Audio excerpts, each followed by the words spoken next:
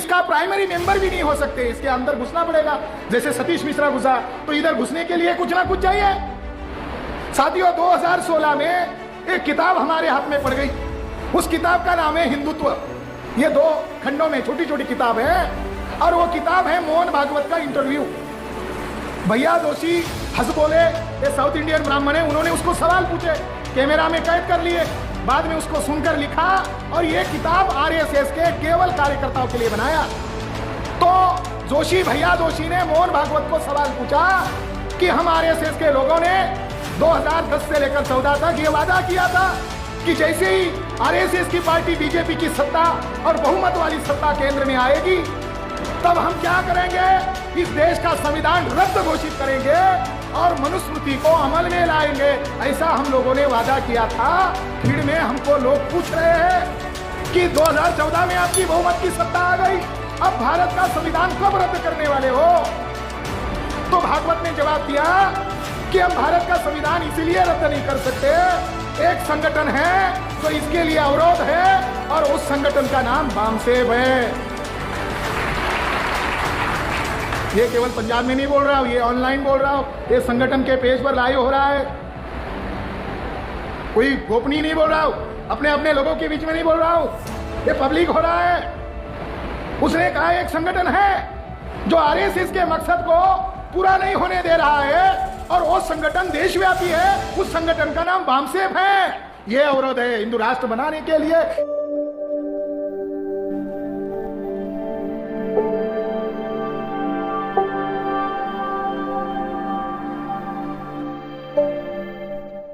पूरे भारत देश के अंदर जो डीएनए ਨੂੰ एकदम सही शब्दां सारे सामने लेके आंदा और तो ਅਸੀਂ ਅੱਜ ਸਮਝ ਕਰਾਂਗੇ प्रोफेसर माधव बिलासकर।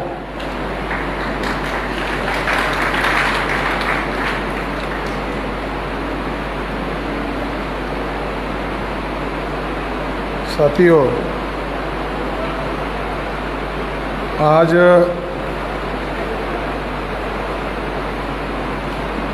बामसेब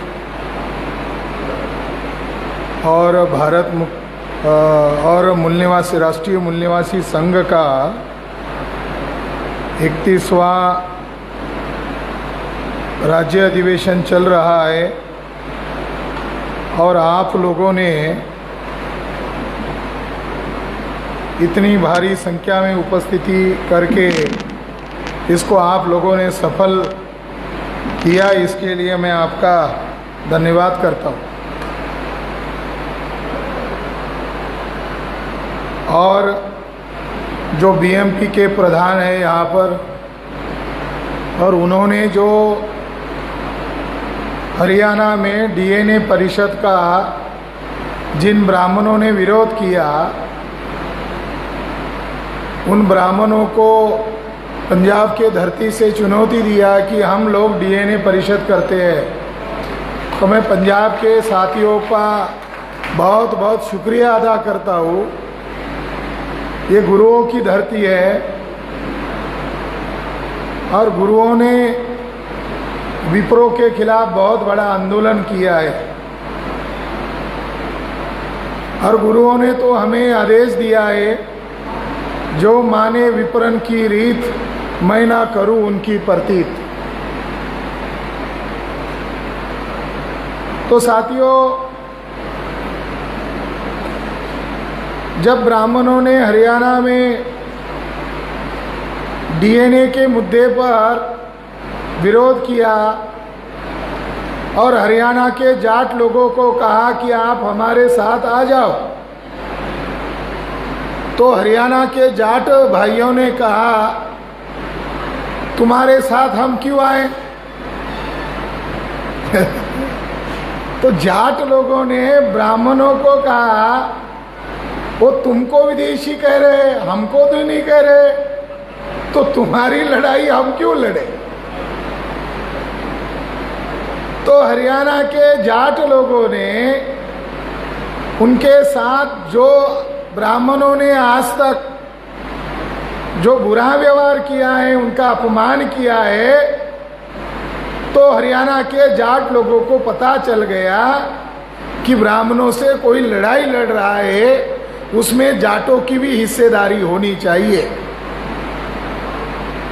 तो उन जाट लोगों ने जिज्ञासा पैदा हो गई कि ये जाट, ये ब्राह्मण है कौन जिन्होंने 6,500 जातियों का निर्माण किया। जो गुरु ग्रंथ साहिब है, जो गुरुओं का आंदोलन पंजाब की धरती से चला, तो जो भगत लोग हैं या जो हमारे गुरु है, वो देखा जाए तो सारे के सारे पंजाब के नहीं है। एक महाराष्ट्र के नामदेव भगत जी, जिधर से मैं आता हूं, संत कबीर साहब है उत्तर प्रदेश से, वाराणसी से, संत रविदास साहब है। तो उन्होंने उस समय में सभी भगतों का जो मूल मकसद था, आजादी हासिल करना और सभी को इकट्ठा करना और एक नए राज्य की निर्माण करना, एक नई आजादी निर्माण करना, जिसको गुरु ग्रंथ साहब में ये कहा गया है कि उनका एक मकसद है, हमारे गुरुओं का एक मकसद है, और वो मकसद है बेगमपुरा की स्थापना नहीं हो। तो ये दुख के निर्माताओं को उन्होंने ढूंढ लिया, उनको विप्र कहा। तो उन लोगों ने भी लड़ाई लड़ी है, उनका ऐतिहासिक दस्तावेज गुरु ग्रंथ साहिब है कि उन्होंने लड़ाई कैसे लड़ी, जिसमें दोस्त दुश्मन की पहचान है। तो साथियों, लॉकडाउन जब चल रहा था तब मथुरा के कुछ जाट लोगों ने मुझे संपर्क किया। ये बात पंजाब की धरती पर बताना इसीलिए जरूरी है कि भविष्य में हम लोग जो डीएनए परिषद लेंगे तो पंजाब के जाट भाइयों तक ये मैसेज अभी से पहुंचना चाहिए, क्योंकि सिख धर्म में सबसे ज्यादा अगर कोई कन्वर्ट हुआ है तो जाट लोग हैं। तो मथुरा के जाट लोगों ने एक कॉन्फ्रेंस का आयोजन किया और उसमें उन्होंने इश्तिहार छापा, विज्ञापन छापा कि जाट लोग विदेशी है, ऐसा ब्राह्मण लोग अब तक प्रचार करते आए हैं। तो मथुरा की धरती पर जो ब्राह्मण जाट लोग बाहरी लोग हैं या विदेशी लोग हैं, ये सिद्ध करके देगा, उसको 51,000 का इनाम दिया जाएगा। और ब्राह्मणों की मनगढ़ंत बातों का जो खंडन करेगा उसको भी 51,000 का इनाम दिया जाएगा। मगर ब्राह्मण सही है या जाट विद्वान सही है, इसका फैसला करने की जिम्मेदारी एक ज्यूरी के तौर पर, एक न्यायाधीश के तौर पर बामसेप के प्रमुख होने के नाते उन्होंने मुझे बुलाया कि आप आओ वहाँ, आप वहाँ अध्यक्षता नहीं, आप उस फैसले का जजमेंट दो और उसके लिए डीएनए का आधार देकर दो। तो साथियों, लॉकडाउन के पीरियड में दोबारा लॉकडाउन लग गया और मैं मथुरा नहीं जा पहुंचा। मैंने तैयारी कर ली।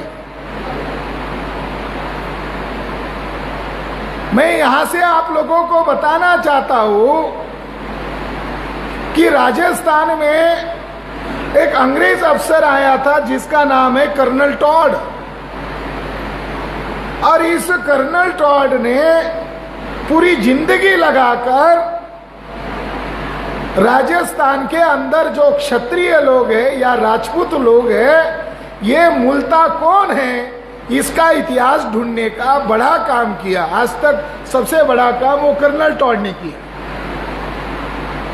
और सन रिटायर्ड होते ही वो लंदन गया और 3 जिल्दों में यानी 3 खंडों में एंटिक्विटीज ऑफ राजस्थान नामक ग्रंथ पब्लिश किया। वह मर गया 1934-35 में।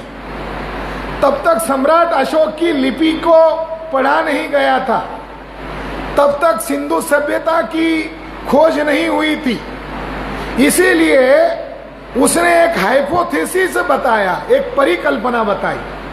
और वो परिकल्पना क्या बताई कि ये जो जाट लोग हैं, ये जो गुर्जर लोग हैं, ये जो राजपूत लोग हैं और ये जो अहीर लोग हैं यानी यादव लोग हैं, ये चार लोग बाहरी लोग हैं। तो बाहरी शब्द के लिए उसने शब्द प्रयोग किया सिथिनियन लोग हैं। अब इस बात को ब्राह्मण लोगों ने ज्यादा तवज्जो दिया और जैसे जैसे आजादी का आंदोलन, उनके आजादी का आंदोलन नजदीक आया और 1935 का सेकेंड इंडिया एक्ट बना और पहली बार चुनाव हुआ 1937 में, तब ब्राह्मणों को लगा कि ये जाट बाहुल जो प्रदेश है, इन प्रांतों के लोग इकट्ठा हो जाएंगे तो ब्राह्मणों के लिए मुश्किलें हो सकती है। तो ब्राह्मणों ने जो हाइपोथेसिस था, केवल मात्र एक परिकल्पना थी, उस बात को ज्यादा तवज्जो दिया और जाट लोगों को विदेशी कहना शुरू ही नहीं किया, बल्कि जैसे ही भारत आजाद हुआ तो भारत में जो पाठ्यक्रम है, सरकारी किताबें लिखने का जो कार्यक्रम था, तो इन लोगों ने जाटों को खुलेआम पर विदेशी, सिथिनियन, बाहरी कहना शुरू कर दिया। अब बाहरी लोग कब कह सकते हैं? जैसे मेरा जन्म आजादी के बाद हुआ है और कुछ बुजुर्ग लोग यहाँ भी होंगे जिनका जन्म आजादी के पहले हुआ हो। तो सम्राट अशोक, राजा कनिष्क के समय तक भारत जो था हमारा अफगानिस्तान के बाउंड्री तक था। इंडिया जो था उसको पाली भाषा में जम्बू द्वीप कहा है। जम्बू द्वीप का मतलब होता है, आज जो 11 देश हैं, 11 मुल्क हैं, 11 मुल्कों को इकट्ठा कर लो तो एक देश होता है, उसका नाम है जम्बू द्वीप। तो हमारे लोगों को आज मालूम नहीं है, सिथिनियन मतलब वो लोग हैं जो सिंधु सभ्यता, पंजाब का बहुत सारा हिस्सा पाकिस्तान में चला गया है। तो हिस्टोरिकल तौर पर यह बात सामने आ गई, तब तो डीएनए नहीं था, मान लो ये कल्पना है, मगर डीएनए आज तो है, तब तो डीएनए नहीं था। 47 में डीएनए नहीं था, अब तो डीएनए आ गया है। हम इन बातों की चर्चा क्यों करना चाहते हैं? ब्राह्मण बोल रहे हैं गड़े हुए मुर्दे क्यों उखाड़ रहे हो? ब्राह्मणों का हमारे ऊपर आरोप है कि तुम लोग जो है बामसेव के लोग गड़े हुए मुर्दे उखाड़ रहे हो। तो बाबा साहब अम्बेडकर ने कहा है जिस कौम को अपनी तरक्की करनी है उसको गड़े मुर्दे उखड़ना चाहिए, जिसको तरक्की करनी है। अगर आप अपने इतिहास को नहीं समझोगे तो अपने दोस्त को कैसे समझोगे? अपने दुश्मनों को कैसे समझोगे? गुरु गोविंद सिंह की हत्यारे तो ब्राह्मण ही था ना, उनके नन्हे बच्चों को मारने वाले विप्र लोग ही थे ना। तो भाई इतिहास किस लिए समझना है? तो हम आज चर्चा क्यों करना चाहते हैं? चर्चा इसलिए करना चाहते हैं कि देश के गद्दी पर शैतानों का कब्जा हो गया। दिल्ली पर शैतान लोगों ने, षड्यंत्रकारी लोगों ने कब्जा कर लिया है और उन लोगों ने लॉकडाउन आने के पहले पहले सीए, एनपीआर और एनआरसी जैसे कानून पास कर दिए गए और वो कानून में ये लिखा हुआ है कि भारत का नागरिक होने का सबूत क्या रहेगा? आपका वोटर आईडी भारत का नागरिक होने का सबूत नहीं है, ड्राइविंग लाइसेंस सबूत नहीं है, पासपोर्ट सबूत नहीं है, राशन कार्ड सबूत नहीं है। आप जहां रेसिडेंस करके रह रहे हो वहाँ इलेक्ट्रिसिटी बिल आता है, वो आपका रेसिडेंशियल प्रूफ है, वो आपका रेसिडेंशियल प्रूफ नहीं है। तो वो कह रहे हैं कि 1951 के पहले का जन्म का दाखला जिसके पास होगा उसको भारत का नागरिक माना जाएगा। तो SC ST OBC के लोग बामसेफ के माध्यम से ऑल इंडिया में लड़ाई लड़ रहे हैं और हम लड़ाई जारी रखेंगे। मगर समस्या उन लोगों की है जिन लोगों को ब्राह्मण लोगों ने योजना बनाकर बाहर ही कहा है, वो है जाट, वो है गुजर, वो है अहीर, वो है राजपूत, वो है खत्री। इन लोगों को ब्राह्मणों ने बाहर ही कहा है। जब CA NRC आएगा तो इनका क्या होगा? इनका क्या होगा? इनका तो बड़ी समस्या है। तो इसीलिए हर जाति समूहों को DNA मामला क्या है ये जानना समझना जरूरी है।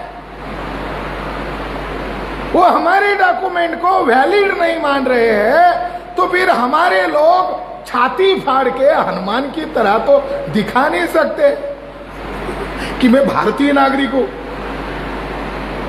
मगर छाती फाड़ने की जरूरत नहीं है। आपके खून के अंदर आपका नागरिकता की पहचान है। इसलिए हम लोगों ने नारा लगाया कि अब हमारी भी जीत है। DNA अब नागरिकता का कार्यक्रम तुम्हें ज्यादा जरूरी नहीं, उतना अब हमें जरूरी है। CA NRC जरूर होनी चाहिए मगर उसका मापदंड तुम नहीं तय करोगे, हम तय करेंगे कि जिन लोगों का DNA भारतीय है वो लोग भारत में रहेंगे और जिनका DNA विदेशी है वो भारतीय जो मूल निवासी लोग हैं वो तय करेंगे उनका क्या करना चाहिए। हमें डर नहीं है। मगर ये बात हमारे समाज के लोगों को जल्दी समझ में नहीं आ रही है। हरियाणा के ब्राह्मणों को जल्दी समझ में आ गई। तो हरियाणा के ब्राह्मणों ने बात को भांप लिया और इसका विरोध करने का काम शुरू किया। जब इसका विरोध करने का काम शुरू किया तो मेश्राम साहब ने प्लान बनाया। वो इस बात को समाज तक फैलाना नहीं चाहते हैं और वो हम पर गाली दे रहे हैं। तो मेश्राम साहब ने कहा वो गाली नहीं है, हमारे ऊपर वो पुष्प डाल रहे हो, गाली थोड़ी है, वो हमारा स्वागत कर रहे, वो पुष्प डाल रहे। तो वहां उन्होंने कार्यक्रम नहीं होने दिया। तो वहां हमने दिल्ली में ऐलान किया और वहां पर ऐलान किया कि हरियाणा सरकार संविधान को नहीं मानती है। यह इस बात से प्रमाणित होता है वो संविधान को नहीं मानती। हमारा फंडामेंटल राइट है बोलना। अगर तुमको हमारी बात गलत लग रही है, कल हमारी बात को काटो, हमारी बात का खंडन करो, उसके लिए सभा का आयोजन करो, इसके लिए तुम FIR दर्ज करो और कोर्ट में तुम सबूत लेके आओ। हम कोर्ट में सबूत लेके आते हैं, देश में कानून का राज। मगर ब्राह्मणों ने विरोध किया तो नतीजा ये हो गया कि भारत में लगभग 11 करोड़ तक हमारा संदेश पहुंच गया। हम उन ब्राह्मणों का धन्यवाद देना चाहते हैं कि हमारे लोगों को जो हम इतने 40-42 साल से संगठन बनाकर समझा रहे हैं, हमारे लोगों में से कुछ लोगों को ज्यादा समझ में आ रहा था। मगर हमारे दुश्मन ने विरोध किया तो पूरे देश भर में 11 करोड़ लोगों तक हमारा संदेश पहुंच गया। हम ब्राह्मणों को थैंक्स करते, धन्यवाद करते। मगर इस मौके पर मैं एक ही बात यहां कहना चाहता हूं, जाट है कौन?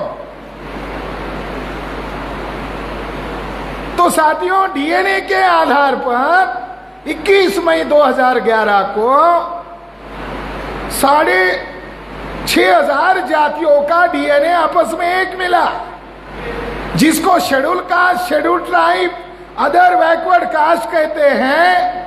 उनका DNA आपस में एक मिला। जो रिलीजियस कम्युनिटी है, रिलीजियस माइनॉरिटीज हैं, उसमें सिख है, मुस्लिम है, जैन है, लिंगायत है, बुद्धिस्ट है, उनका भी डीएनए वही मिला जो SC ST OBC का मिला। यानी 85% लोगों का डीएनए एक ही मिला। मगर वो माइकल बामशाद इस बात से परेशान हो गया कि ब्राह्मण का डीएनए और यहाँ के तमाम SC ST OBC और माइनॉरिटीज के लोगों का डीएनए मैच नहीं खा रहा है, और उनका डीएनए विदेशी है, काले समंदर के किनारे से वो लोग आए हैं। मगर उन पुरुष ब्राह्मणों का डीएनए और उनकी जो बीवियां है उनका डीएनए एक नहीं मिला। यानी वो आक्रमणकारी आक्रांता जंगली लोग जब बाहर से आए तो अपने साथ में अपनी औरतों को लेकर नहीं आए थे। वो हिंसक लोग थे, जाहिल लोग थे, जंगली लोग थे।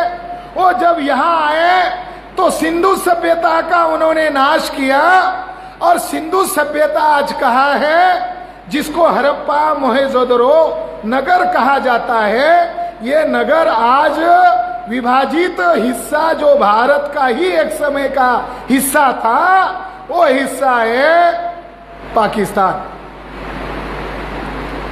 जिस इलाके में गुरु नानक साहब का जन्म हुआ है, उधर तो उन नगरों को नष्ट करने का काम इन लोगों ने किया। ये लोग विदेशी लोग हैं, ये डीएनए ने साबित कर दिया। 2012-13 में हरियाणा में एक साइट मिली, एक जगह मिली, वहां उत्खनन कार्य हुआ तो वहां लगभग 60 कंकाल मिले, डेड बॉडीज मिली, ह्यूमन डेड बॉडीज, और उसमें से एक महिला का डीएनए ढूंढ लिया गया, और वो जो कंकाल है उसका कार्यकाल मिला आज से 4700 साल पहले। ये दुनिया के लिए बड़ी खोज थी, इतना पुराना कंकाल और उसमें भी डीएनए सुरक्षित पा जाना, ये दुनिया के लिए एक बड़ा अजूबा था। और वो जो साइट थी वो हड़प्पन साइट है, हरियाणा की हिसार जिले की राखीगढ़ी साइट। तो उस डीएनए के ऊपर देश के नहीं पूरे दुनिया के 16 देशों के साइंटिस्ट लोगों ने काम किया। मगर जिसने इसका उत्खनन कार्य किया वो पुणे के डेक्कन कॉलेज का प्रोफेसर है वसंत शिंदे, बायकास्ट मराठा है, वर्ण व्यवस्था में शूद्र है। तो उसको लालच दिया, डराया, धमकाया, और ब्राह्मणों ने उसके मुंह से निकाला कि इस रिपोर्ट में भले ही जो कुछ आ जाए वो भारत के 100-125 करोड़ को थोड़ी कुछ समझ में आएगा, तुम्हें वही बोलना है जो रिपोर्ट में नहीं लिखा हुआ है।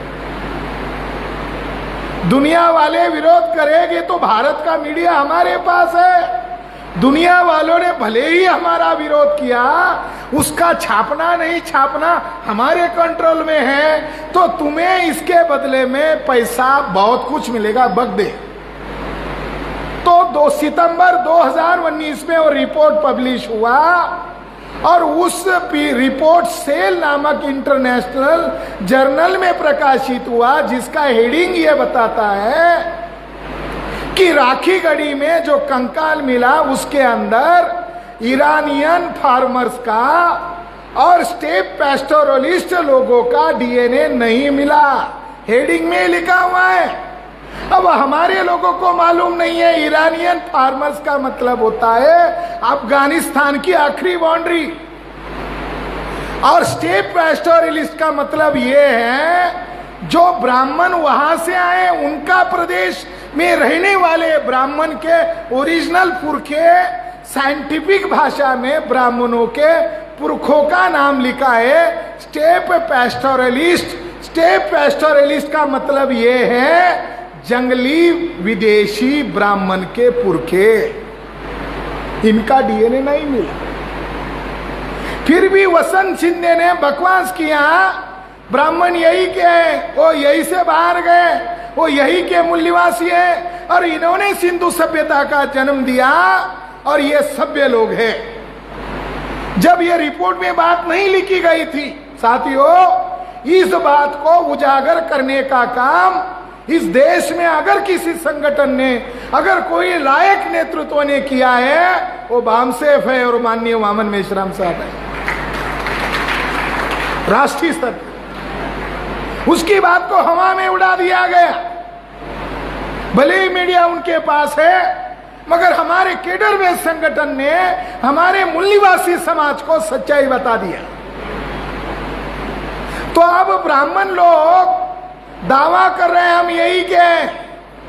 अब उसने उस समय रिकमेंडेशन किया, वर्तमान बीजेपी सरकार उस पर अमल कर रही है, सरकारी टेक्स्ट बुक बनाए जा रहे हैं और कई राज्यों में ये बात अभी खुले तरीके से पढ़ाई जा रही है कि आर्य ब्राह्मण बाहर से नहीं आए थे, वो यही के है, ऐसा सरकारी सिलेबस में लिखा जाएगा। और ये बात पंजाब के भाषा में भी लिखा जाएगा। यानी हमारे गुरु विप्रो के खिलाफ आंदोलन लड़ रहे थे, मगर आज हमारे गुरु को मानने वाले जो नेक बंदे हैं, उनको अगर ये वर्तमान की जानकारी नहीं मिली तो हमारे गुरुओं को जिन्होंने विरोध किया उन विप्रो की जीत होगी। ये इतना गंभीर मामला। साथियों, जाट लोग कौन हैं? तो जाट लोग बहालिक लोग हैं, वहालिक लोग है या बहालिक लोग हैं। ये सिंधु सभ्यता पर आक्रमण होने के बाद वहां से माइग्रेट हो गए और सिंधु सभ्यता के ज्यादा दूर नहीं भागे, आसपास ही रहे। वो लोग जाट लोग यानी ओरिजिनल सिंधु सभ्यता के वंशज हैं। 7वीं शताब्दी में युआन संग नामक एक चाइनीज भिक्खू इसी एरिया में आया था, पंजाब से आगे गया और जहां पर वो गया सिंध प्रांत के पास, तो उसने देखा कि वहां के लोग समय के अनुरूप बदल गए हैं, मगर बुद्धा की विचारों को छोड़ नहीं रहे हैं। बाल को काट दिया है, भिक्खू की तरह वस्त्र पहन लिया है, हाथ में हथियार रखे हुए हैं और वो अकेले नहीं रहते, जत्थे बनाकर रहते हैं। इसलिए उनको युआन संघ ने जत्थी शब्द लिखा। ये जत्थी लोग हैं।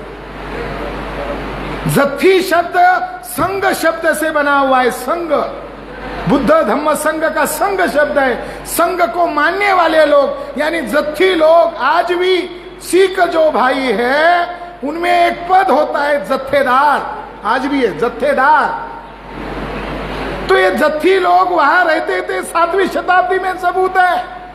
मगर 8वीं 7वीं शताब्दी में क्या हुआ, उस एरिया का जो राजा था राई, ये मौर्य नस्ल का राजा था और जाट लोगों में गोत्र होते हैं। तो जाट लोगों में एक गोत्र मौर्य नाम का है, यानी जाट लोगों में मौर्य नस्ल है। अगर जाट लोग मौर्य नस्ल के साथ जुड़ा हुआ है तो ये जाट को विदेशी कहने का मामला नहीं है, ये मौर्य राजा को भी बदनाम करने का मामला है। साथियों, वहां राई नामक मौर्य राजा को हत्या कर दी। उसका प्रधान था चच नामक ब्राह्मण और उसके बेटे का नाम था दाहिर। दाहिर और चच ने वहां सिंध प्रांत के राजा की हत्या कर दी और कब्जा कर लिया। और वो जो जाट लोग थे उनके खिलाफ इतने बर्बरता पूर्वक व्यवहार किया, ये बात आने वाली ब्राह्मण नस्ल न भूले, इसके लिए उसने उसको लिख के रखा। उस किताब का नाम है चचनामा। कोई स्कॉलर है, कोई इतिहास को जानता है तो इस बात को वो पढ़ता होगा, चचनामा। तो जाट लोगों को अछूत से भी बर्बर व्यवहार किया गया है। मगर जाट लोग लड़ाकू लोग हैं, तो जाट लोग डीएनए के अनुसार मूल निवासी है। अमेरिका में यूनाइटेड स्टेट ने 2017 में एक रिपोर्ट प्रकाशित किया। उस रिपोर्ट का नाम है YSTR haplogroup diversity in the Jat population, revival, survival, different ancient origin. ये जाट लोगों के संदर्भ में अमेरिका के लोगों का इंटरेस्ट बढ़ गया, क्योंकि अमेरिका में सबसे ज्यादा पंजाब से गए हुए सिख भाई है। तो वहां की गवर्नमेंट को भी लगा कि ये जाट लोग है कौन, भारत में नहीं डीएनए कर रहे हैं तो हम कम से कम यहां तो कर लेंगे। तो जाट लोगों का 2017 में डीएनए किया गया और यूनाइटेड स्टेट्स ने इसको पब्लिश कर दिया। ये दुनिया में अवेलेबल है, गूगल पर अवेलेबल है। बस हमारे लोगों की नजर नहीं है। अगर किसी को पढ़ने में आ रहा है तो समझ में नहीं आ रहा है, क्योंकि वो साइंटिफिक बात है। इस रिपोर्ट में यह कहा गया कि जाट लोग कृषक लोग हैं, यही के मूल निवासी लोग हैं, और वो सिंधु सभ्यता जिन लोगों ने पैदा की उनके वर्तमान वंशज जाट लोग हैं। ये बात अब दुनिया ने मान्य की है, मगर पंजाब में इस बात का हमें सबसे ज्यादा प्रचार करना होगा।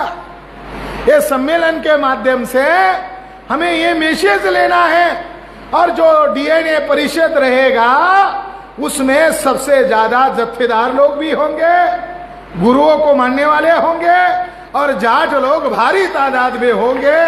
तब जाकर जो बेगमपुरा बनाने का जो सपना है हमारे गुरुओं का, वो डीएनए परिषद के माध्यम से आसान होगा। साथियों, आज यहां कुछ विषय चर्चा के लिए रखे हैं। एक विषय रखा है 18 मार्च 1956 को बाबा साहब अंबेडकर का निधन हुआ है, महापरिनिर्वाण हुआ है 6 दिसंबर 1956, और कुछ महीने पहले यानी 18 मार्च 1956 को बाबा साहब अंबेडकर उत्तर प्रदेश की आगरा सिटी के अंदर भाषण देने के लिए गए। लगभग 4 से 5 लाख लोग मौजूद थे।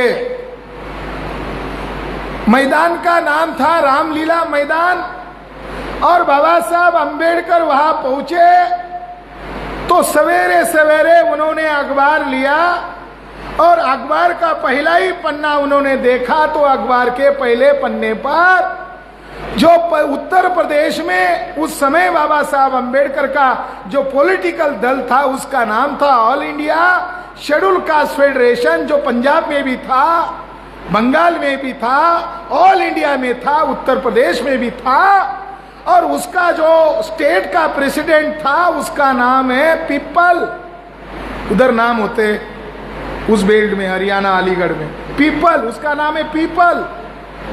तो वो जो स्टेट प्रेसिडेंट है उसकी खबर पहले पन्ने पर आई, और खबर का हेडिंग था कि all India schedule caste federation का उत्तर प्रदेश का जो प्रेसिडेंट है इसने इस्तीफा दे दिया है और इसने कांग्रेस को ज्वाइन कर लिया है, और बाबा साहब अंबेडकर हुकुमशाह है, तानाशाह है, ऐसी गालियां भरी वो खबर छप कर आई। बाबा साहब अंबेडकर ने सवेरे सवेरे उस पेपर को पढ़ा। आज भी उपलब्ध है, ये जानकारी उपलब्ध है। तो बाबा साहब अंबेडकर को उस सभा में ये कहना पड़ा कि मुझे पढ़े लिखे लोगों ने धोखा दिया। तो ये कहने के पहले एक खबर आई है कि उनके ही संगठन का स्टेट का प्रेसिडेंट नेहरू की जाल में फंस गया, नेहरू की दबाव में आ गया और कांग्रेस ज्वाइन कर लिया, दुश्मन के हाथ का खिलौना बन गया और बाबा साहब अंबेडकर को ही गाली बकने शुरू कर दिया। जब वो संबोधित कर रहे थे तो माइक को पकड़ा और थोड़ी देर तक बोलने की बजाय वो रोने लगे और आंख से आंसू आने लगे, हिचकियां देकर रोने लगे। और सभा को सुनने के लिए ज्यादातर गांव देहात के अनपढ़ लोग आए थे, महिलाएं आई थी। अपना नेता रोता हुआ देखकर वो भी रोने लगे। बाबा साहब अंबेडकर ने एक लंबा स्पीच वहां दिया है और उस स्पीच में उन्होंने जो संदेश दिया उसको हम चर्चा के लिए आज क्यों रख रहे हैं? आज हम चर्चा के लिए क्यों रख रहे हैं? बाबा साहब अंबेडकर जब हमारे दुश्मनों से लड़ाई लड़ रहे थे तब भी हमारा दुश्मन हमारा जो देशव्यापी संगठन बन गया था उसको तोड़फोड़ करने का काम उस समय कर रहा था, और आज भी हमारा जो दुश्मन है ये तोड़फोड़ करने का काम कर रहा है। ये लड़ाई है, हम इसको लड़ाई मानते हैं। जो कच्चे हैं, डरपोक है, दुश्मनों से समझौता करने में माहिर है, वो भाग जाए, उल्टा अच्छा है, क्योंकि ये लड़ाई शूरवीरों के द्वारा लड़ाई जाएगी, भगोड़े लोगों के द्वारा तो ये जंग जीती नहीं जाएगी, बल्कि इस जंग में अगर दुश्मनों के हाथ के खिलौने रहेंगे तो इस जंग को खत्म कर दिया जा सकता है लड़ने के पहले ही, उल्टा अच्छा है। तो बाबा साहब अंबेडकर ने कुछ उपदेश दिए। नंबर 1 कि मैं ये जो आंदोलन चला रहा हूं, ये आंदोलन गांव देहात के लोग आए थे तो उनको आसानी से समझ में आए, इसीलिए बाबा साहब ने प्रतीक भाषा में कहा कि ये जो तंबू है ये हमारा मान लो संगठन है, ये देशव्यापी संगठन बनाया मैंने, और इस तंबू का इसको आधार जो है ये बंबू है, वो मैं हूं। अगर कल ये बंबू गिर जाएगा तो ये जो संगठन रूपी जो तंबू बनाया है ये भी गिर जाएगा। इसकी फिक्र, इसकी चिंता मुझे हो रही है, और मैंने दुश्मनों से लड़ झगड़ कर देश के लिए संविधान दिया, और उस संविधान में मेरे लोगों के लिए आरक्षण की सुविधाएं की, नौकरी का प्रावधान किया। तो मैं ये उम्मीद लगाए हुआ था कि सब समाज के लोग नहीं, कम से कम कुछ चंद लोग, पढ़े लिखे लोग डिग्रियां हासिल करेंगे, मगर उस डिग्री का इस्तेमाल पेट पालने के लिए नहीं करेंगे, बल्कि समाज की लड़ाई लड़ने वाला जो संगठन है जिसका मैं प्रमुख हूं, तो मेरे हाथ मजबूत करने के लिए आएंगे। मगर मैं दूर दूर तक देखता हूं तो हमारा समाज में जो पढ़ा लिखा वर्ग है ये क्लर्क और चपरासी बनने के लाइन में खड़ा हुआ नजर आता है। इस आंदोलन को चलाने के लिए, नेतृत्व करने के लिए वो पढ़ा लिखा वर्ग आगे नहीं आ रहा है। मुझे चिंता इस बात की होती है, उनकी नहीं, जिनकी मैंने रोजी रोटी की बंदोबस्त किया उनकी मुझे चिंता नहीं हो रही है। मुझे चिंता इस बात की हो रही है कि गांव देहात में रहने वाले मेरे लोगों के साथ जो जातिवादी ब्राह्मण विप्र लोग जो दुराचार करते हैं, जुल्म करते हैं, उनका पक्ष कौन लेगा, उनका बचाव कौन करेगा? ये संगठन है तो दुश्मनों को डर लगता है, जब संगठन ही नहीं रहेगा तो मेरे गांव देहात में बसने वाले लोगों के साथ वही पुरानी व्यवस्था अमल में लाएगी, इसकी मुझे चिंता होती है। साथियों, बाबा साहब अंबेडकर जब 1946 में लेबर मिनिस्टर थे, तब 1946 में अंग्रेज सरकार ने, वाइसराय ने 3-3 लाख रुपए 3 कम्युनिटी को दिए थे।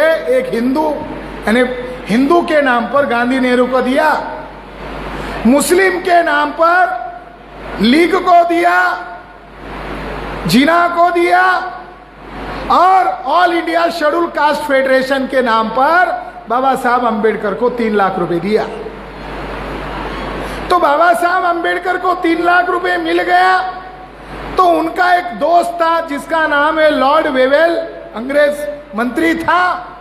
तो उन्होंने बाबा साहब अंबेडकर को पूछा हंसते हुए कि ये 3 लाख रुपए गांधी नेहरू ने बनारस हिंदू यूनिवर्सिटी को डोनेट कर दिए, लीग के लोगों ने, मुस्लिम नेताओं ने वो मुस्लिम अलीगढ़ यूनिवर्सिटी को डोनेट कर दिया, अब 3 लाख रुपए अंबेडकर साहब आप किसको दोगे? आपके पास तो कोई बड़ा यूनिवर्सिटी भी नहीं है।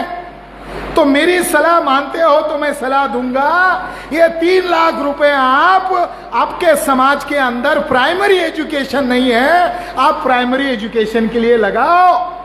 तब बाबा साहब अंबेडकर ने मुंडी हिलाकर ना कहा और जवाब में दिया कि मैं प्राइमरी स्कूल के लिए नहीं खर्च करूंगा, तो मेरे समाज में कुछ पढ़े लिखे चंद लोग हैं, तो उन चंद लड़कों को मैंने ढूंढ लिया है और 16 लड़कों का लिस्ट बन गया है और ये 3 लाख रुपए मैं उन 16 लड़कों पर खर्च करूंगा जहां पर मैंने पढ़ाई की है, वहां कोलंबिया में इनको पढ़ने के लिए भेजूंगा। तो लॉर्ड वेवेल हंसने लगा कि आप इतने बड़े विद्वान हो, अरे आपकी जरूरत ये नहीं है, आपकी जरूरत आपके समाज की प्राइमरी शिक्षा की है, आप क्यों हायर एजुकेशन दे रहे हो?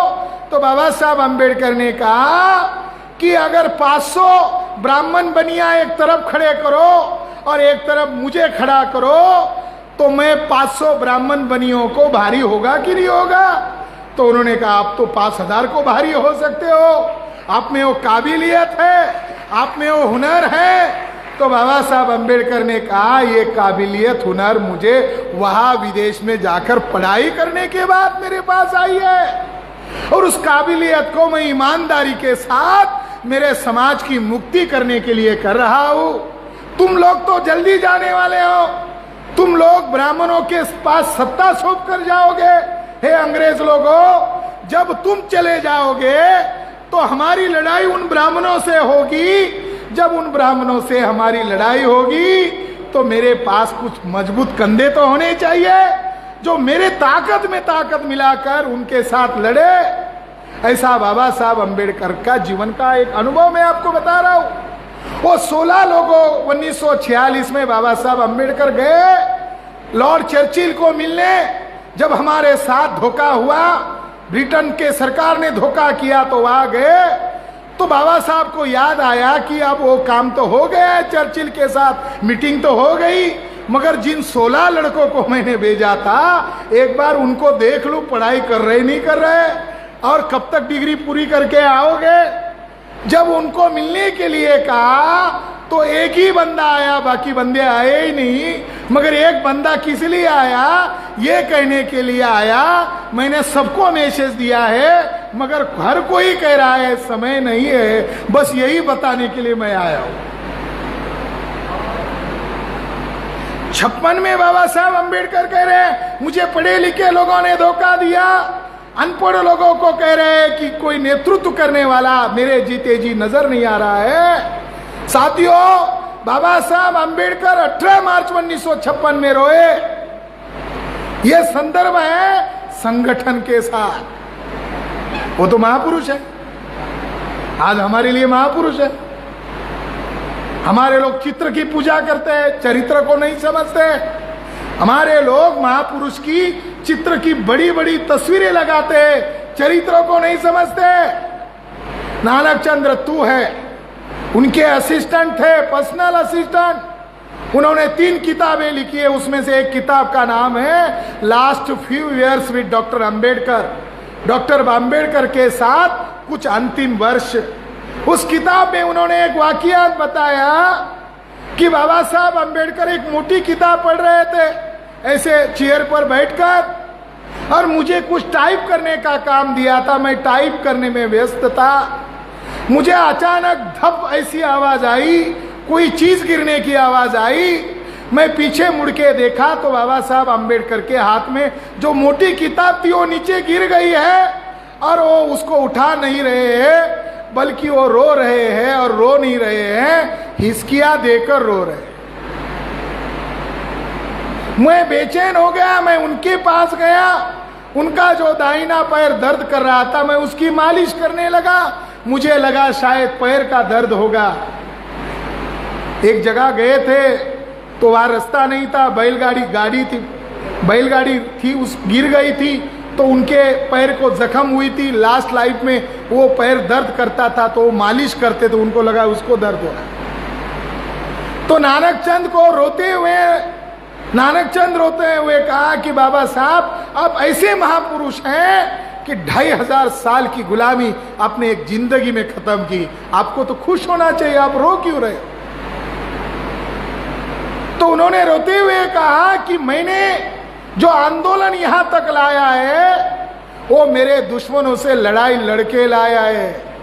मैंने बहुत उनकी गालियां सही है, मैंने बहुत अपमान सहा है, और इस आंदोलन को जिस मकाम तक मैंने लाया है, कोई लायक अगर मिल जाए तो इसको चलाने की मैं अनुमति देता हूं।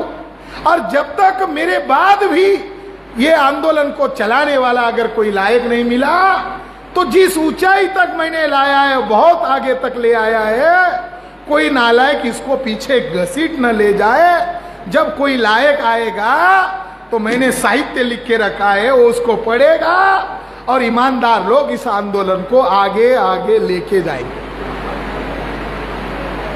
साथियों, इस आंदोलन को आगे ले जाने के लिए जिस नौजवान की बाबा साहब अम्बेडकर राह देख रहे थे, वो नौजवान कोई और नहीं था, मान्यवर कांशीराम साहब थे। उन्होंने बाबा साहब के ड्रीम को वास्तव में अमल में लाया, जिंदगी लगा कर लाया। फिर कांशीराम साहब को वो लोगों को कहते थे, मैं ज्यादा अम्बेडकर का साहित्य पढ़ा नहीं हूं, मगर एक पढ़ा हूं तो मैंने बाम से बनाया, मैं ईमानदारी से उस पर अमल कर रहा हूं। तो साथियों, मान्यवर कांशीराम जी का भी आंदोलन समेटने के लिए, खत्म करने के लिए विदेशी ब्राह्मणों ने उनके संगठन में ही एंट्री कर लिया और उस आंदोलन को तबाह कर दिया, बर्बाद कर दिया। आज की स्थिति उसकी राष्ट्रीय पार्टी थी, अब वो राज्य की भी पार्टी नहीं रही, ये फैक्ट है। माननीय खापर्डे साहब, दीना बना जी इस आंदोलन को बामसेब के द्वारा चला रहे, घर राजनीतिक जड़ें मजबूत कर रहे हैं। और माननीय खापर्डे साहब के बाद मान्यवर वामन मेश्राम साहब ने इस आंदोलन को कहां तक पहुंचा दिया। आज ये संगठन कांशीराम साहब के समय में 14 राज्यों में था, आज ये संगठन 31 राज्यों में, 550 जिलों में, 4500 तहसीलों में बढ़ गया। इतना ऊंचा हो गया कि 4 बार इस संगठन ने समाज के हित के लिए, समाज के अधिकार के लिए 4 बार भारत बंद किया। ये टेस्ट है, ये उदाहरण है। लोग कहते दिखाई नहीं दे रहा, 4 बार भारत बंद किया। नीट लाया था, उसको रद्द करवाया। SC/ST एक्ट रद्द किया था, उसको दोबारा कहा लागू किया। हमारे एम्प्लॉइज लोगों के 13 पॉइंट रोस्टर लगाकर उनका रिजर्वेशन खा दिया था, वो 200 पॉइंट रोस्टर लागू करके उनको दोबारा बहाल कर दिया। CA NRC लागू कर दिया तो इसके खिलाफ भारत बंद कर दिया। OBC की जाति आधारित जनगणना बीजेपी सरकार नहीं कर रही है, इसके खिलाफ भारत बंद किया। नुपुर शर्मा के द्वारा देश का विभाजन करने का षड्यंत्र किया तो लायक नेतृत्व वामन मेश्राम साहब ने नुपुर शर्मा के खिलाफ, केंद्र सरकार के खिलाफ, देश को तोड़ने की साजिश के खिलाफ भारत बंद किया। और निहत्थे सिखों की जो हत्या हुई, इसके खिलाफ भी भारत बंद करने में वामन मेश्राम साहब ने ऐतिहासिक भूमिका अदा की। तो आज ये संगठन एक उद्देश्य को लेकर काम कर रहा है, एक मकसद को लेकर काम कर रहा है। तो दुश्मनों ने योजना बनाई कि इसका प्राइमरी मेंबर भी नहीं हो सकते, इसके अंदर घुसना पड़ेगा। जैसे सतीश मिश्रा घुसा, तो इधर घुसने के लिए कुछ ना कुछ चाहिए। साथियों, 2016 में एक किताब हमारे हाथ में पड़ गई। उस किताब का नाम है हिंदुत्व। ये 2 खंडों में छोटी छोटी किताब है, और वो किताब है मोहन भागवत का इंटरव्यू। भैया जोशी हंस बोले, ये साउथ इंडियन ब्राह्मण है, उन्होंने उसको सवाल पूछे, कैमरा में कैद कर लिए, बाद में उसको सुनकर लिखा, और ये किताब RSS के केवल कार्यकर्ताओं के लिए बनाया। तो भैया जोशी ने मोहन भागवत को सवाल पूछा कि हम RSS के लोगों ने 2010 से लेकर 14 तक ये वादा किया था कि जैसे ही आरएसएस की पार्टी बीजेपी की सत्ता और बहुमत वाली सत्ता केंद्र में आएगी, तब हम क्या करेंगे? इस देश का संविधान रद्द घोषित करेंगे और मनुस्मृति को अमल में लाएंगे। ऐसा हम लोगों ने वादा किया था। फिर में हमको लोग पूछ रहे हैं कि 2014 में आपकी बहुमत की सत्ता आ गई, अब भारत का संविधान कब रद्द करने वाले हो? तो भागवत ने जवाब दिया कि हम भारत का संविधान इसलिए रद्द नहीं कर सकते, एक संगठन है जो इसके लिए अवरोध है और उस संगठन का नाम बामसेब है। ये केवल पंजाब में नहीं बोल रहा हूं, ये ऑनलाइन बोल रहा हूं, ये संगठन के पेज पर लाइव हो रहा है, कोई गोपनीय नहीं बोल रहा हूं, अपने अपने लोगों के बीच में नहीं बोल रहा हूं, ये पब्लिक हो रहा है। उसने कहा एक संगठन है जो आरएसएस के मकसद को पूरा नहीं होने दे रहा है और वो संगठन देशव्यापी है, उस संगठन का नाम बामसेब है। ये अवरोध है हिंदू राष्ट्र बनाने के लिए, ये अवरोध है। फिर उसने पूछा फिर इसका इलाज क्या है? तो उसने कहा एससी एसटी के लोगों के अंदर जो बामसेब से जुड़े नहीं है, जाति के संगठन बनाकर काम करते हैं, ऐसे लोगों के लिए हमने दूसरा संगठन बनाया है। उस संगठन का नाम है समरसता मंच। समरसता मंच, समरसता मंच का मतलब क्या होता है? एक होता है सोना, एक होता है ओरिजिनल सोना और एक होता है प्लास्टिक। मगर प्लास्टिक को सोने जैसा कलर लगा दो और प्लास्टिक को ओरिजिनल सोने की जगह लेकर चिल्लाओ ये ओरिजिनल सोना है, ओरिजिनल सोना है, देखो इसका कलर भी वैसा ही है, तो लोग उस कलर को देखकर ही भ्रमित होते हैं और लोगों को लगता है ये सोना है। समानता के लिए शब्द है अंग्रेजी में इक्वालिटी, समानता के लिए शब्द है इक्वालिटी और समरसता के लिए शब्द है सिमिलरिटी। सिमिलरिटी यानी एक जैसा दिखना है नहीं। तो जाति का संगठन बनाने वालों के लिए उन्होंने एक जहरीली विचारधारा पैदा की, उसका नाम रखा समरसता। है नहीं समरसता। अभी सिख लोगों के लिए भी एक खतरा है। ये समरसता मंच के नाम पर गुरु गोविंद सिंह, गुरु नानक जी को भी हाईजैक कर लिया गया है। ये बात सिख लोगों को भी मालूम नहीं है। तो समरसता के नाम पर उसमें कुछ दलाल किस्म के लोग होंगे, भागवत कह रहा है, उनको समरसता मंच पर लाओ, अपने मंच पर लाओ, उसको अध्यक्ष पद बनाओ और उसको शील्ड वाला, सर्टिफिकेट वाला पुरस्कार घोषित करो। ये लोग जाति के संगठन बनाकर काम करने वाले लोग एक शील्ड पर पिघल जाते, ईमान बेच देते, वो उसका हो जाएगा। मगर बामसेब के लोग पिघलते नहीं हैं। तो भागवत ने सलाह दिया बामसेब के अंदर घुसना भी मना है, अंदर जा ही नहीं सकते, ब्राह्मण मेंबर हो ही नहीं सकता। तो भागवत ने सलाह दिया, क्या दिया? निगरानी रखो। उसने कहा निगरानी रखो। यह 2016 की बात है, 2017 आ गया, उसने उद्देश्य दिया निगरानी रखो। 2017 साल आ गया, तारीख आ गई 11 जनवरी 2017 और जिसको बड़ा नेता बनाया संगठन ने गुजरात का गांधीधाम का, उनका नाम है वीएल मातंग। इसको पार्टी का प्रमुख बनाया और उन्नाव उत्तर प्रदेश में भाषण करने गया और वहां जाकर तालियां लेने के लिए किसी को ऑब्जेक्ट समझ में नहीं आया। तो दिमाग कैसा काम करता है? तालियां। भाई मैं ऐसे स्टेटमेंट दूं जिससे लोग ताली बजाएं, तालियां बजाने वाला कार्यक्रम, लोगों को समझाने का कार्यक्रम छोड़ दिया। तो आवा और अपील करते हुए लोगों को कहा, क्या कहा कि मैं प्रधानमंत्री और राष्ट्रपति को हिजड़े का ड्रेस पहनाकर ऐसा उंगली पर नचाऊंगा। ये प्रधानमंत्री संवैधानिक पद है, आप मोदी के ऊपर टीका कर सकते हो। राष्ट्रपति संविधान में संवैधानिक पद है, आप राष्ट्रपति के ऊपर टीका नहीं कर सकते हो, आप कोविंद के ऊपर टीका कर सकते हो, आप मुर्मू जी के ऊपर टीका कर सकते हो, उनकी गलत आचरण के ऊपर आप टिप्पणी कर सकते हो। अब वो हो गया एफआईआर। जब एफआईआर हो गया तो वह आदमी अंदर ही अंदर दुश्मनों के साथ ट्रैप हो गया।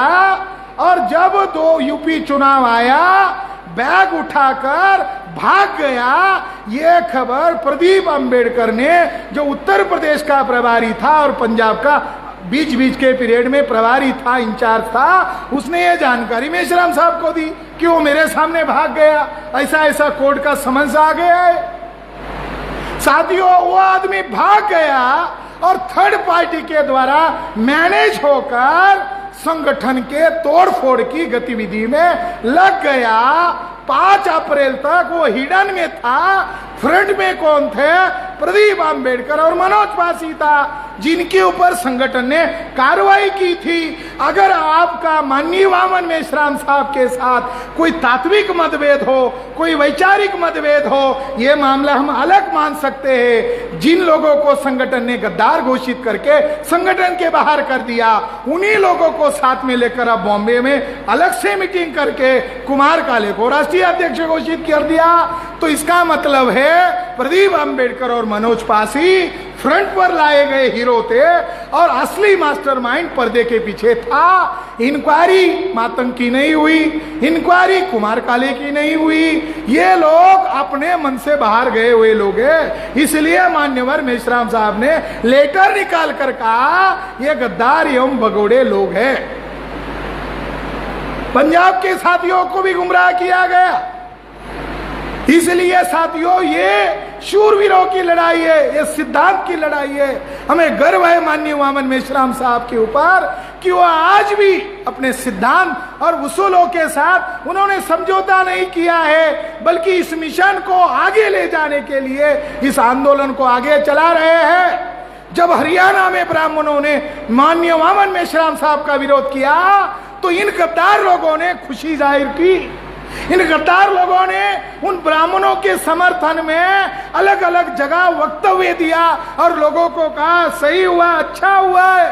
तो मैं कहना चाहता हूं, अगर तुम्हारा सैद्धांतिक रूप से मेश्राम साहब के खिलाफ मतभेद है तो तुम दुश्मनों के समर्थन में क्यों व्यवहार कर रहे हो? एक बोल रहे हो, एक व्यवहार कर रहे हो। इसलिए साथियों, वर्तमान में जो आजादी का आंदोलन और देशव्यापी संगठन माननीय वामन मेश्राम साहब ने खड़ा किया है, हम लोग उनके नेतृत्व में आजाद होना चाहते हैं। हम उनके नेतृत्व में, उनकी काबिलियत, उनके पास हुनर और उनके पास जो दूरदृष्टि है, दुश्मन इतना घबराया हुआ है कि दुश्मन लोगों ने 14 स्टेट के आईबी इंटेलिजेंस ब्यूरो के द्वारा, जो हमारे बामसेव के स्टेट के प्रेसिडेंट है और कुछ जगह पर डिस्ट्रिक्ट प्रेसिडेंट है या मेन पोस्ट पर है, आईबी के द्वारा उनको पूछा, अरे भाई बामसेव में कुछ तोड़फोड़ हुई है ऐसा सुनने में पता चला है। यानी आईबी का क्या इंटरेस्ट है? आईबी क्यों जानकारी लेना चाहता है? तो 14 स्टेट की जानकारी माननीय वामन मेश्राम साहब के पास आई है कि आईबी के लोग तोड़फोड़ कर रहे हैं। जिस दिन हरियाणा में हमारी डीएनए परिषद हुई, डीएनए परिषद के बाद मैं और मेश्राम साहब महाराष्ट्र के परभनी डिस्ट्रिक्ट में गए।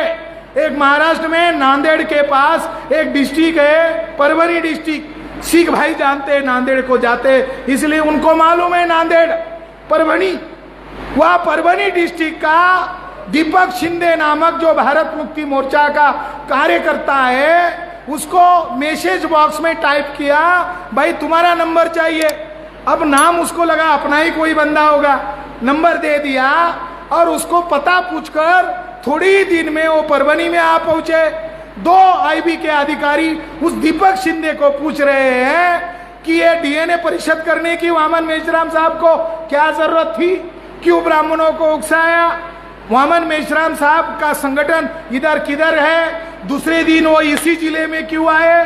क्योंकि 27 जून को मेश्राम साहब ने ऐलान किया था कि हम नागपुर के हेडक्वार्टर पर मोर्चा निकालने वाले हैं। साधारण बात नहीं है। तो उनको लगा दूसरे दिन वो शायद उसी के लिए गए होंगे, हमारे तो निर्धारित कार्यक्रम थे। मगर उस जिले में हरियाणा स्टेट के 2 आईबी के इंटेलिजेंस ब्यूरो के 2 लोग गए और उसने जानकारी लिया और जाते जाते सलाह दिया। वो भी कैडर था, वो बोला मैं क्यों जानकारी दूं, आप क्यों आए हो मुझे बताओ। फिर बोला मैं आप ही के समाज का हूं। तो उन्होंने कहा मेरे समाज के हो तो उधर रोहतक में ही रहते, इधर महाराष्ट्र में क्यों आए हो, ये तो आपका स्टेट है ही नहीं। तो लास्ट में उसने सलाह दिया कि मेश्राम साहब को कहो कि ब्राह्मण को साथ में ले ले, जैसा मायावती जी का भला हुआ वैसा आपका भी भला होगा। तो ये जानकारी मैं आपको क्यों डिस्क्लोज कर रहा हूं, ये जानकारी इसीलिए डिस्क्लोज कर रहा हूं, इस तोड़फोड़ में थर्ड पार्टी इन्वॉल्व है। थर्ड पार्टी कब इन्वॉल्व हुई, जब इसके ऊपर मुकदमा दर्ज हुआ। अरे ये शूरवीर होता मैदान में रहता, सारा संगठन देश में उनके साथ होता, उनके समर्थन में जेल भरो आंदोलन करते, वो दुनिया भर की बकवास कर रहे हैं। मगर उन्नाव में क्या हुआ ये जानकारी लोगों को नहीं बता रहे, जिसके कारण उनको ट्रैप किया गया है। इस मौके पर मैं पंजाब के साथियों को यह कहना चाहता हूं कि जो लोग तोड़फोड़ करने का काम कर रहे हैं वो व्यवहारता आरएसएस बीजेपी को ओपनली समर्थन करने का काम कर रहे हैं। और आज जैसे आज हमारा बामसेब का 31वां राज्य अधिवेशन हुआ तो कुछ फर्जी लोग बामसेब के नाम पर, भारत मुक्ति मोर्चा के नाम पर अगर पंजाब में कार्य करते हैं तो इसका अर्थ है व्यवहारता वो दुश्मन को संदेश दे रहे हैं कि हम फलाना स्टेट में भी तुम्हारा काम कर रहे हैं। ये बात आप लोगों को गंभीरता से संदर्भ के साथ समझ में आए, इसलिए मैंने ये जानकारी आपको दी।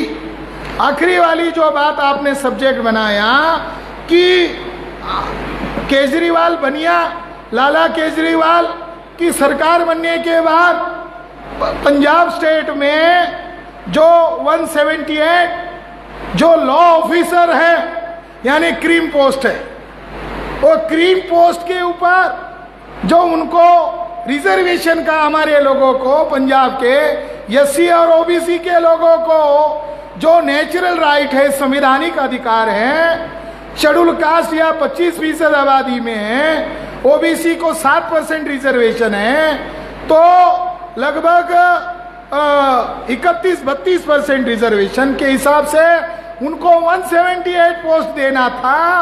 मगर केजरीवाल की सरकार ने, बनिया केजरीवाल की सरकार ने वो क्या किया, उनका कोटा ही नहीं भरा और एडवोकेट जनरल गगन सिद्धू के द्वारा हाई कोर्ट में रीट पिटीशन दाखिल किया और गगन सिद्धू ने वहां पर इनका पक्ष लेने के बजाय, जो विक्टिम्स है उनका पक्ष लेने के बजाय उसने वहां पर जवाब दिया रिजर्वेशन से आने वाले लोगों के पास मेरिट नहीं होता। बड़ा गजब का मामला जिनका है उनकी वकालत करने के बजाय वो उनके खिलाफ बयान दे रहा है, और वो चौक में बयान नहीं दे रहा है, जहां कानून व्यवस्था है वहां बयान दे रहा है। इसका मतलब ये है कि आपको जानकारी नहीं होगा, ये जो लाला केजरीवाल है, बनिया केजरीवाल है, ये ओरिजिनल आरएसएस विश्व हिंदू परिषद के साथ जुड़ा हुआ पुराना कार्यकर्ता है। वो जब ऑफिसर था तो इसके नेतृत्व में एक संगठन बनाया था, यूथ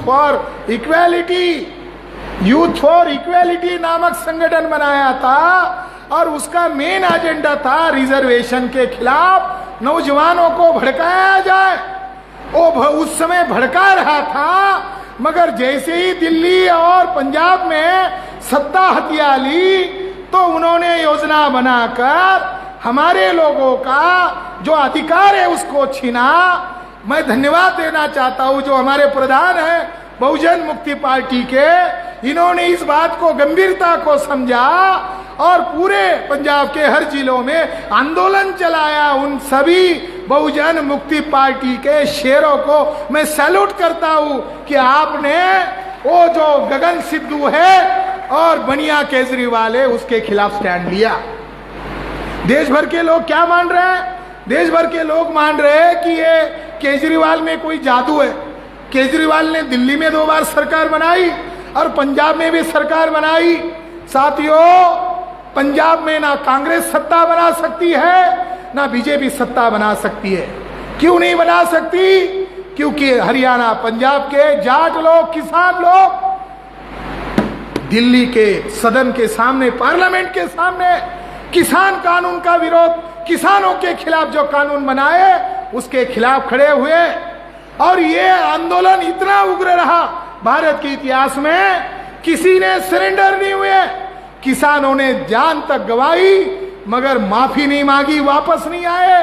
अकड़ू नरेंद्र मोदी को यूपी और पंजाब के चुनाव को देखकर उसको घुटने टेकने पड़े और उस बिल को वापस लेना पड़ा। ये किसानों के आंदोलन का नतीजा है। मगर इस आंदोलन में रीढ़ की हड्डी बने हुए जो लोग हैं और जो स्टेट है उसमें पंजाब का रोल बहुत मायने रखता है। तो आरएसएस बीजेपी के लोगों ने सोचा कि अगर हमारी सत्ता बनती है तो दिल्ली में वो आकर हमारे को घुटने झुकाने के लिए मजबूर किया।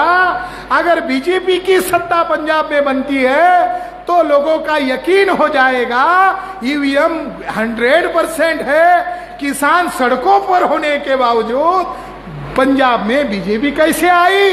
तो उन्होंने सोचा सिखों का नरसंहार करने वाले कांग्रेस के लोगों को पंजाब में कोई पैर रखने नहीं देगा। उन्होंने तय किया बीजेपी अगर चुनकर आई तो ये किसान फिर किसान का मुद्दा छोड़ देंगे, ईवीएम को पकड़ेंगे और ईवीएम को पटक देंगे। ये आंदोलन पंजाब का आंदोलन नहीं रहेगा, देशव्यापी आंदोलन बन जाएगा। तो योजना बनाकर आरएसएस बीजेपी के लोगों ने जो छोटा रिचार्ज है, छोटा रिचार्ज समझते हैं, मोबाइल को चार्जिंग करने वाला जो छोटा रिचार्ज है, अरविंद केजरीवाल इसको कहा तुमको हम पंजाब की सत्ता देते हैं, तुम हमारा काम करना। दिल्ली में सत्ता आई, हिंदू मुसलमान का फसाद करवाया। पंजाब में सत्ता आई, वो मूसेवाला की हत्या कैसी हुई? तो सत्ता उनके लिए एक हथियार है मूल निवासी बहुजनों को अधिकार वंचित करने के लिए। केजरीवाल अगर पंजाब में, दिल्ली में सत्ता चला रहे हैं और वो लोग वहां नुपुर शर्मा के खिलाफ अरेस्ट नहीं कर रहे हैं, पंजाब में बड़े पैमाने पर हिंसा कांड हुआ या आरएसएस की शाखाओं पर वो बैन नहीं करवा रहे हैं, कब उनको शूरवीर कहा जाएगा? शूरवीर तब कहा जाएगा कि तुम्हारे अंदर जो राज्य है वह आरएसएस की शाखाओं पर बैन लगाओ, तब माना जाएगा तुम आरएसएस बीजेपी के खिलाफ हो।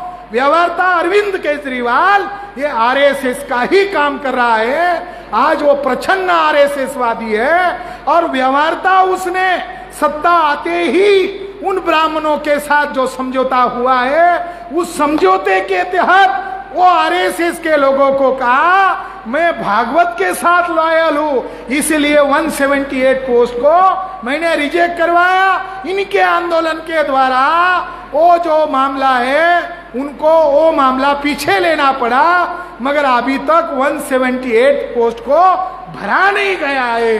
तो आने वाले समय में बहुजन मुक्ति पार्टी के द्वारा अगर ये आंदोलन को टेक ओवर किया जाता है, वाम से भारत मुक्ति मोर्चा तमाम अब्सुड विंग के द्वारा बहुजन मुक्ति पार्टी के इस एजेंडे को हम जाहिर समर्थन घोषित करते हैं। साथियों, बाबा साहब अम्बेडकर का जो सपना है, जो आंदोलन है, इसको चलाने के लिए आपको 5 चीजें देनी होगी। बुद्धि देना होगा, श्रम देना होगा, हुनर देना होगा और निधि देना होगा।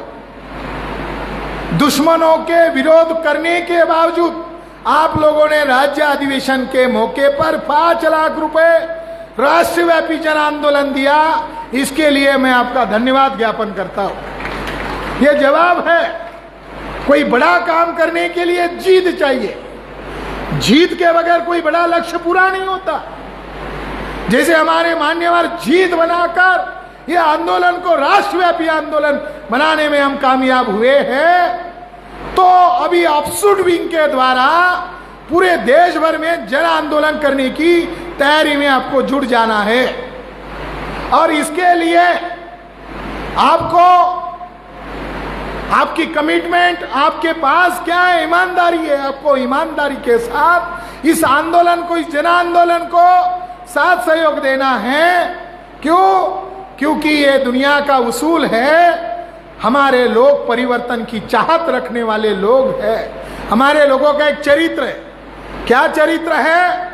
जब कोई हमारे समाज में ब्राह्मणों से लड़ने वाला कोई लायक नेता बनकर उभर कर आता है तो हमारे समाज का चरित्र है उस महापुरुष को जीते जी अपमानित करते हैं। कोई महापुरुष लड़ता है तो जीते जी उसको अपमानित करते हैं। जब उस दुनिया से जाता है तो उसको सर पर लेते हैं, जब वो होता नहीं हमारे समाज का चरित्र। तो साथियों, हमारे समाज का चरित्र है, हमारे लोग परिवर्तन तो चाहते हैं मगर परिवर्तन के लिए कीमत चुकाना नहीं चाहते हैं, मगर परिवर्तन के लिए कीमत चुकाना पड़ेगा।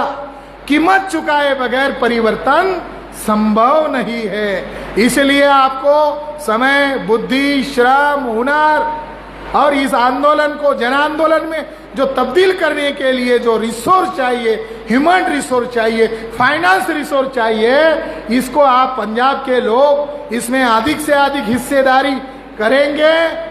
और आने वाले समय में जो डीएनए परिषद होगा वो हॉल में नहीं होगा, वो मैदान में होगा। और मैदान में हमारे लोग लाखों की संख्या में आएंगे और पंजाब की धरती पर हम डीएनए के आधार पर दूध का दूध और पानी का पानी करेंगे।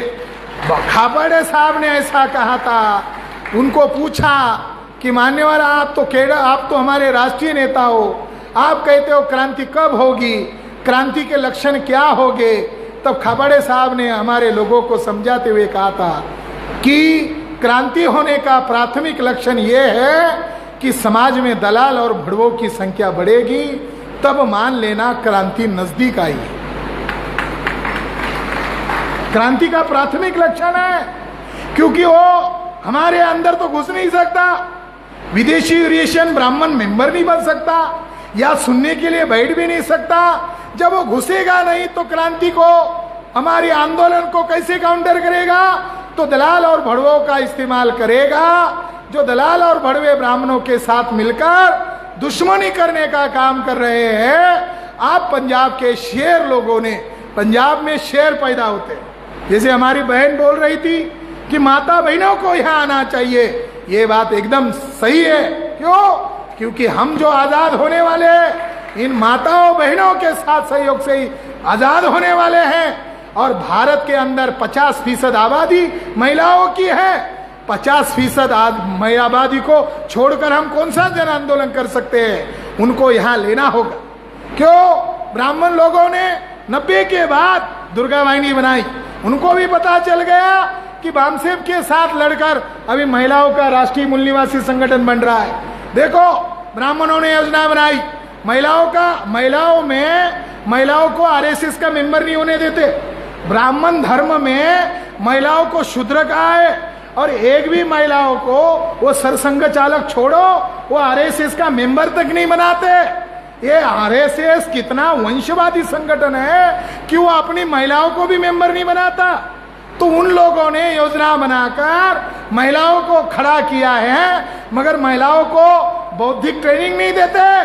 दुर्गा वाहिनी के नाम पर हथियार चलाने का ट्रेनिंग दे रहे। हमारी माता बहनों को हमें हथियार नहीं चलाना है, दिल दिमाग ठिकाने पर रखकर जबान चलाना है, खाली जबान। कोई हथियार का आंदोलन नहीं है। अब उन्होंने योजना बनाई जिसने 21 जगह पर बम ब्लास्ट किए, उसका नाम है इंद्रेश कुमार। इंद्रेश कुमार नामक ब्राह्मण को ठेका दिया मोहन भागवत ने कि सिख लोगों को आरएसएस में लाओ, मुसलमानों को आरएसएस में लाओ, बुद्धिस्टों को आरएसएस में लाओ, क्रिश्चियनों को आरएसएस में लाओ।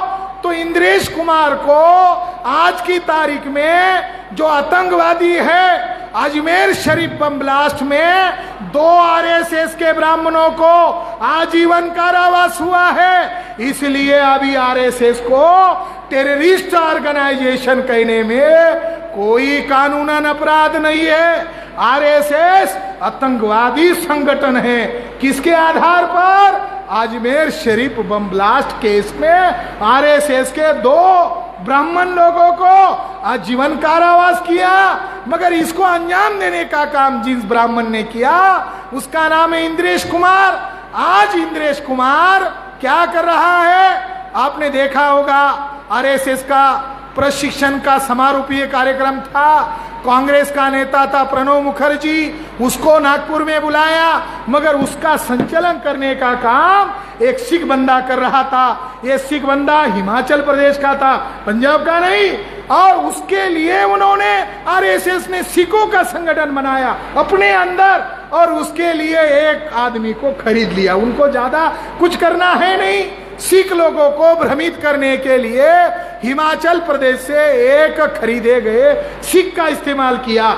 उसी तरह मुसलमानों का इस्तेमाल करने के लिए उन्होंने मुसलमान को अध्यक्ष नहीं बनाया, मुस्लिम राष्ट्रीय मंच बनाया, और उसका अध्यक्ष खुद इंद्रेश कुमार बन गया।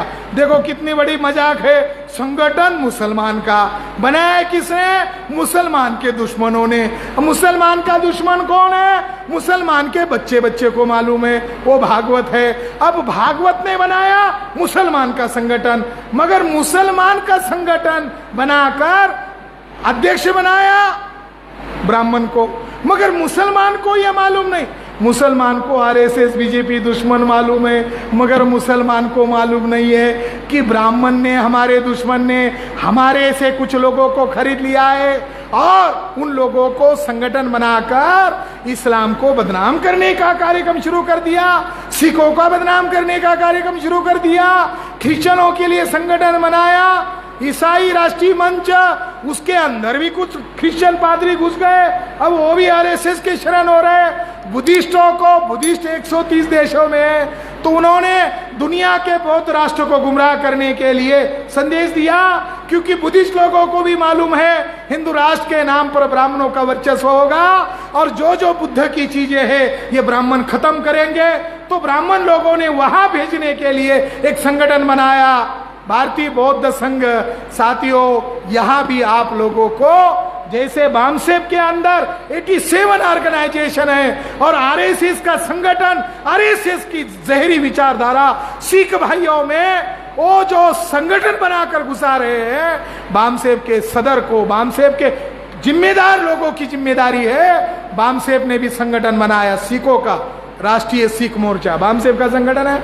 अब इसको यहां बढ़ाओ, मुसलमानों के अंदर राष्ट्रीय मुस्लिम मोर्चा बनाओ, बुद्धिस्टों के अंदर बुद्धिस्ट इंटरनेशनल नेटवर्क काम कर रहा है, ईसाइयों के अंदर राष्ट्रीय क्रिश्चियन मोर्चा काम कर रहा है, कर्नाटक में लिंगायत लोग हैं, वह लिंगायत कह रहे हम हिंदू नहीं है, योजना बनाकर दुश्मन कानून पास कर रहा है। अब एंटी कन्वर्शन बिल ये सिखों के खिलाफ है, बुद्धिस्टों के खिलाफ है, जो समानता को मानने वाले जो लोग हैं वो उनके खिलाफ है, एससी एसटी ओबीसी के खिलाफ है।